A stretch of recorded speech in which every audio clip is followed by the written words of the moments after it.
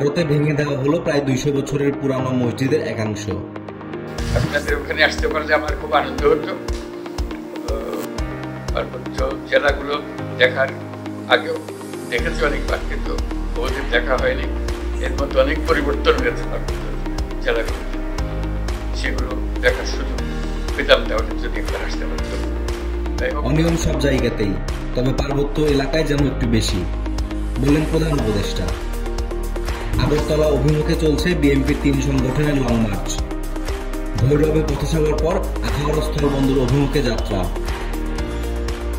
দেশের মানুষ কারো চোখ রাঙানিকে পরোয়া করে না, বললেন জামায়াত আমির।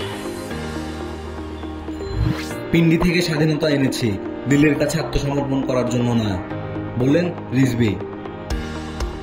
আগরতলায় বাংলাদেশ মিশনে হামলা, শান্তিপূর্ণ সমাধানের আহ্বান যুক্তরাষ্ট্রের।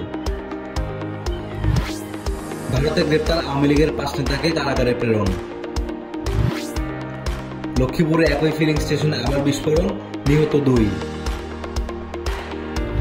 নীতিমালা জারি, অস্ত্র ব্যবহার করতে পারবেন মাদকদ্রব্য নিয়ন্ত্রণের 579 কর্মকর্তা।